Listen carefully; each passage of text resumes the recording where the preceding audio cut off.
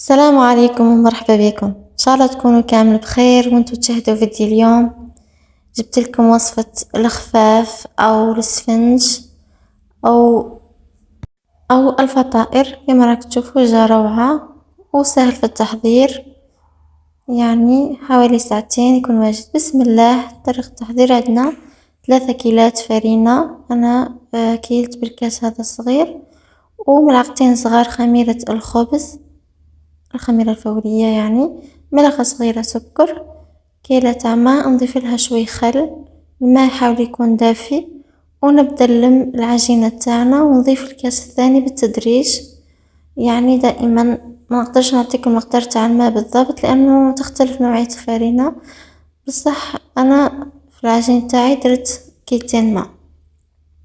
نحاول نحل العجين تاعنا بشوي باه ما يجيش جاري ياسر، وبنفس الوقت باه ما يكونش يعني ثقيل. لازم القوام تاعو يكون خفيف ونقدر نتحكموا فيه. كيما راك تشوفوا نخبطها هكا حوالي هكاك 5 دقايق، وانا نخبط ندخل لها الهواء مليح، ومن بعد نضيف لها شوي ملح، نحلها في الماء ونبدأ ندخل لها الملح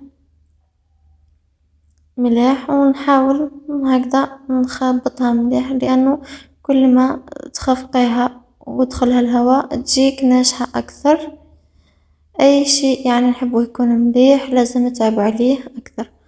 كما راك تشوفوا بعد ما ندخلها الهواء مليح ونخبطها، نخليها ترتاح حوالي نص ساعة هكاكا ان شاء الله. يعني الطريقة تاعي راهي مفهومة.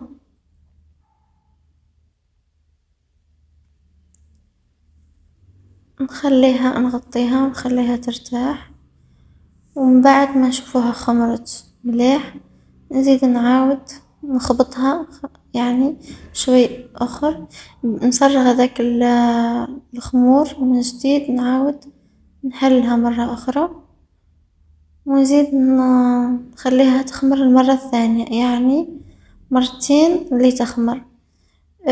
ولازم يكون مكان تاعك دافي، والخمور ما يفوتش ساعة، ساعة ونص، ساعتين، باه ما يفسدش الريحة تاع العجين. اللي طيبوا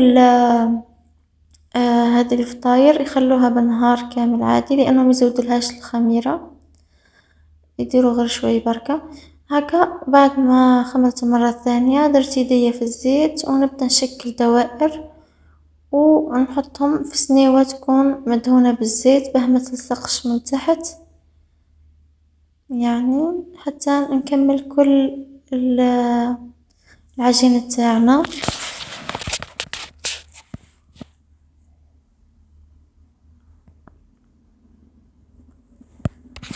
راح نكمل كامل العجينة ونوريكم كيفاش راح نقليها.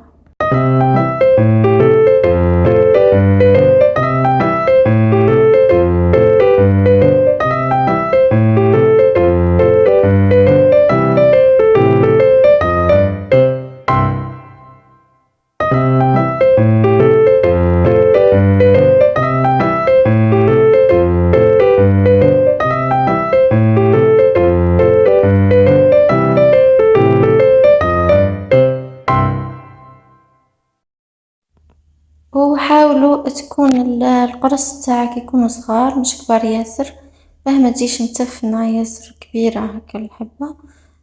كيما راكم تشوفون نحاول نحلها من الوسط وهي محطوطة في الصنيوة، ونهزها بيديا، نحطها في مقلاة فيها شوية زيت، نحاول هكا ندورها بواسطة هكا عواد تاع خشب أو أي شي عندك، ومن بعد نحطها في زيت يكون غزير شوي، ونبدأ نرمي لها الزيت.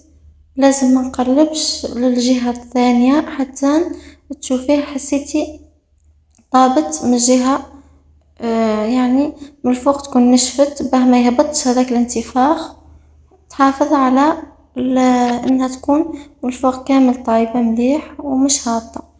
وهكا كيما راك تشوفوا معايا حضرت السفنج تاعنا، جا طري، جا يعني من داخل فارغ، مقرمش. شهيتكم في الجنة حبيباتي، إن شاء الله تجربوا هذه الوصفة وتعجبكم. ما تنسوش تدعموني بالاشتراك والإعجاب، وأي تساؤل ضعولي في التعليقات، راح نرد على كل تعليقاتكم وكل استفسارات. مع السلامة.